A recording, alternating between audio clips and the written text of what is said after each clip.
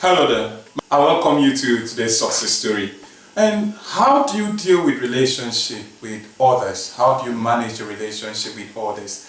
How do you go about the general world today when people think just about themselves? And you see, every day people come together today and tomorrow they break down, and it's as if it's difficult for two people to live together.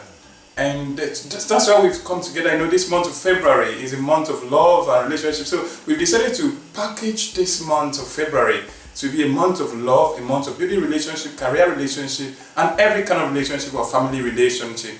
So thank you for being there with us to listen to us. My name is Edet Otu. I am the host of the Success Stories. I have 10 tips for you today to go home with that will help your relationship with anybody in the world as far as the person is human. So the first thing you need to do is to become a great listener. The interesting thing about life is that we are more careful to speak, we are more ready to speak than to listen to others. It's difficult these days for us to listen to other people, and so we keep venting or saying everything that is on our mind, just loading it and saying it again instead of taking time to listen to what the other person is saying. The greatest respect you give to someone that is speaking to you is to listen to the person. So this month of February, you will inculcate the habit of listening to other people, paying attention, deep attention to what they are saying, by asking questions and repeating the questions back to them and asking, is this what you said? And then the person will, understand that you're saying it. So pay attention. Listen, a great listener, you will be paying attention to what the person is saying and getting all the facts and information that person is ready to pass across to you. Then ask the right question. What is very important about this question? Maybe someone has told you a story of maybe 30 minutes or 15 minutes. There's a complaint about your product, there's a complaint from your husband, there's a complaint from your wife, there's a complaint from a colleague in the office. Ask the person, what's the summary of what you're trying to say if you did not get the summary?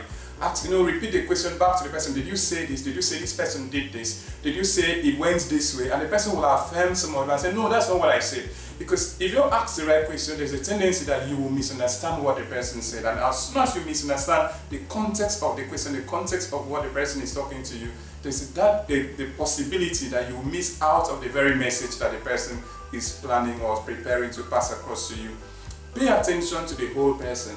With the world of technology, with the world of IT, and so we have phones, the laptops, the telephone, and everything around us, making noise around us. It's very possible that someone is talking to you and you're browsing through your phone, checking emails, checking updates on Facebook and Twitter, while someone is speaking to you. It's a great disrespect to whoever, maybe it's a child or wherever, or husband or spouse or boss. And so that's what you have when you are attending a meeting and when you are listening to your customer. All these things have to go aside. So you have to pay attention to the whole person. Read body language, read the facial expression, you need to know what is so important in this, what this person is saying. If you miss the body language, if you miss the facial expression, there's a very high tendency that you will also miss the message that the person is trying to pass across to you. Remember what is something that is important to others. Remember what is important to other people. You don't have to be yourself as alone. Say for instance you're a business person and you are doing your business and the product went out and the customer returns the product to you. You may think about your profit first. But you have to think of what is important to other persons so that person will continue to maintain that relationship with you. Where is it hurting to the other person? I don't like this, the person said. So at that point you need to understand that it's hurting to this person, and then you allow this person to vent his disapproval or anger about the disappointment expressed at that point, and then you accept your fault. Then you move on to resolve the problem with that person. And the fifth point is that you have to be consistent and manage your emotions. You don't have to be angry when someone is trying to tell you something, or when you're trying to tell some other person something. To have a very good relationship, you have to be careful.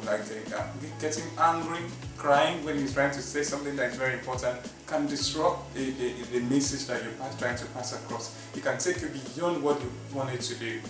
Try to be neutral. Instead of getting angry, instead of getting too emotional and crying and doing all this stuff, just say it the way you think.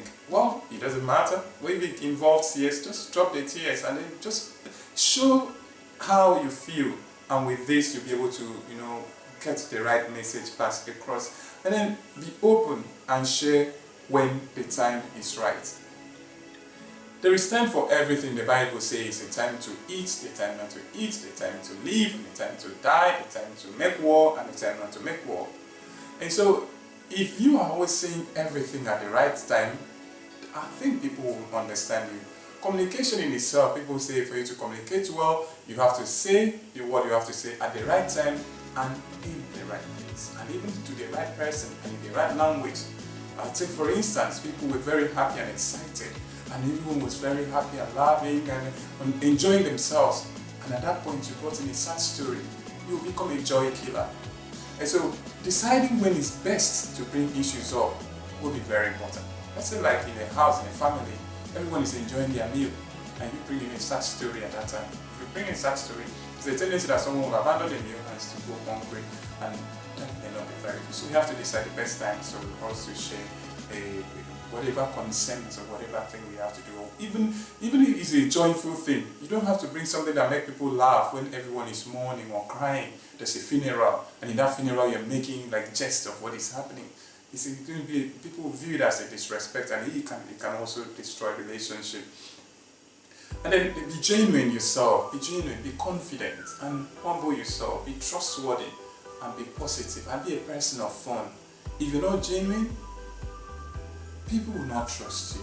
A story was told recently about from a pastor about someone who said every time he would get into the forest, get into the field, and then he would scream, "A lion is coming! A lion is coming! A lion is coming!" And the shepherds would run there, and they checked there was no lion, and then they would come back and he would laugh at them and say, "Oh, there was no lion. I was just making fun of all of you guys." He did that like 3 times. The 4th time, lion actually came. And then he ran to the shepherd and said, "Oh, the lion is coming, the lion is coming, the lion is coming." No one listened to him. The shepherd came, the lion came in and devoured the sheep. Just because someone could not be trusted. Be a man of your word, be a woman of your word, be a child, be a person of your word. And be sure that when your yes is your yes and your no is your no. Be a confident person. Let your yes be yes. And whenever you said something, let it be that you said it from your heart and you really believe that this is what is right. And be confident about it. Don't need to fear. And humble yourself. And be trustworthy. It's easier for someone to be humble when the person is poor, when the person has no position, when the person has no level in life, has not grown that far in life. But when people have gone higher in life, they've accumulated position, they've gone to high position in life, and it's difficult for people at that time to be humble when they become bosses of corporation, when they become that high in that place, or maybe they've achieved so much. So, but at whatever level we are, we have to be humble, we have to stay trustworthy, we have to be positive, and then we just have to have fun as well. You don't have to be afraid of disagreement. Accept disagreement. Accept disagreement. Everyone does not have to accept you, or accept your point, or accept your view. Allow people's view to go unthreatened. You see, there was someone in the Bible talked about Ahithophel. Ahithophel was a very wise person, a very wise man in the days of David. And Ahithophel, the Bible records that Ahithophel's counsel was like the counsel of God. That if Ahithophel tells you something, you just have to do it, because if you don't do it, you are lost. He was a very wise man. But the time came in the day of Ahithophel when his counsel was rejected by Absalom, because he decided to join Absalom. And at that point, that would have helped Absalom to get to the throne. He knew he was right, he knew it was the right counsel. But so when that person came up and gave the wrong counsel, that flopped, that counsel failed. But the interesting thing about it that Ahithophel did not even wait for the counsel to fail. Ahithophel committed suicide and died, and the counsel itself also failed. So the lesson here is that we shouldn't be like Ahithophel. We should be people that accept rejection. If you are giving a point in a meeting and you think that this point will save this company, this point will help everybody, and you know very well, maybe by statistics, maybe by your understanding, maybe by experience, that this is the best counsel you are giving to these people, allow them if they don't want to take it. Maybe your husband, maybe your wife, maybe your colleague, or career. Just allow them. If it fails, they will come back to you. You will win the respect of people when they test their own counsel and it doesn't work, and they try yours and it works. So you don't have to fight about it. You don't say, "I'm not going to attend meeting again because my counsel is not taken, my advice is not always taken, and you guys don't listen to me." It shouldn't be so. Allow yourself to be rejected, or maybe accept disagreement, and then communicate openly and honestly. You need to speak up what is on your mind. If it is black, say it is black. If it's white, say it is white. If it's indifferent, say it is indifferent. If you don't know, say I don't know, and honestly accept that. Communicate openly. There should be nothing that keeps you between, from the truth. You should not be afraid of anybody, afraid of persons. You should be like a person that accepts who you are, and you know your point. You know exactly this is what you have to say or what you are doing, and you know that what you're doing is right, and accept and communicate openly. Then maintain relationship. In a very busy world of our years, of this century that we are, it's difficult to maintain relationship. It's so much to do. We have increased speed, but we've shut ourselves in. We've increased speed and we've left some people behind. So we have to maintain relationship. There are different ways of maintaining relationship. You have to follow them on Facebook, give them a phone call, that text, remember their birthdays, attend their events if these people are important to you. If you're that person that does not attend people's events, you don't text up, you don't phone, you don't call, you don't visit, you can't keep that relationship. Like a car that drives, it needs to constantly topping up of fuel for the car to continue to drive. So if you don't fuel your relationship with these good deeds or follow up or friendship or going around to check up on the person or the pet people that you have, you will lose that relationship. So I've given you 10 tips today on building your relationship. It is my desire that you have a very good relationship this February, and this whole year you enjoy your relationship with your friend, with your spouses, with your colleague, and with your customers. And I know your business will flourish today as you improve your relationship. Thank you very much for listening to me. My name is Edet Otu.